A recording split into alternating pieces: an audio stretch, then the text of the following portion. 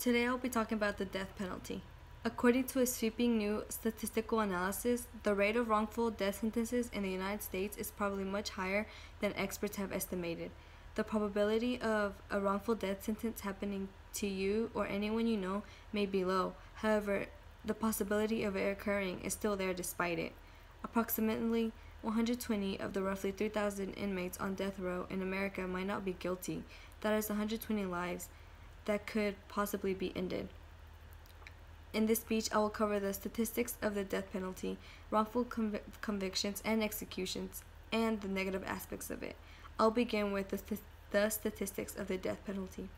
A total of 1,491 convicts have been executed in the United States since 1976, with 23 in 2017 and 25 in 2018. As of April 1, 2018, California had the most death row inmates, with 740.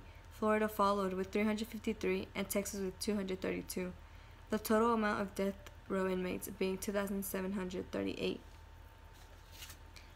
In this visual aid, you can see that dark blue represents states with the death penalty, light blue represents the states without the death penalty, and the gray represents states with a governor-imposed moratorium. The majority of the states in the United States are states with death penalty, while there are a few states with the other two colors.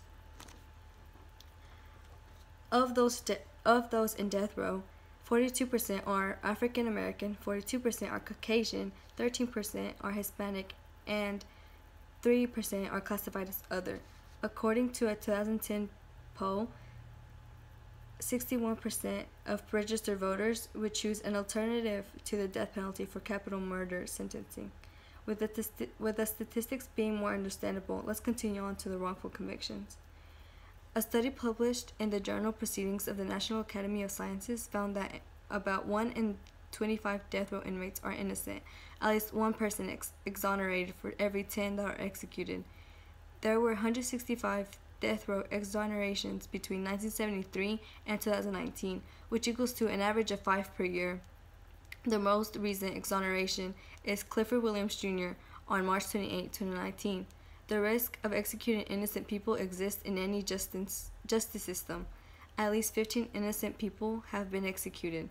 The likelihood of an innocent prisoner being exonerated depends on whether the government is actively trying to kill them.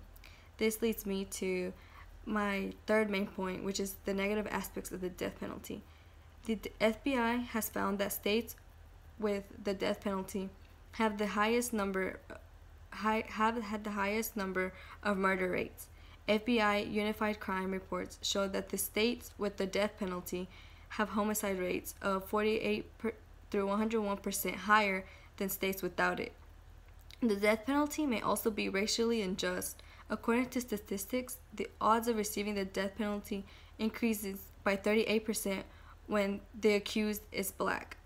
The death penalty happens to be more expensive to implement than life in prison without the possibility of parole. For example, the state of California. The California death penalty system costs taxpayers more than $140 million a year beyond the cost of simply keeping the convicts locked up for life. In addition, the state spends $250 million per execution. The federal court system spends about $200 million each year on defending death row inmates in federal court.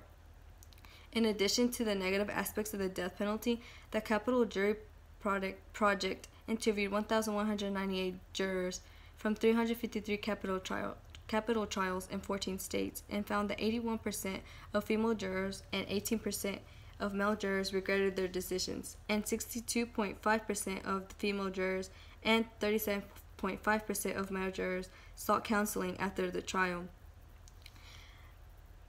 The death penalty should be abolished based on statistics, wrongful convictions and executions, and negative aspects. The death penalty is a reminder of the power that the government can have when depriving you of your freedom. If you face yourself with criminal charges, contact an experienced criminal defense attorney to ensure that your rights are protected.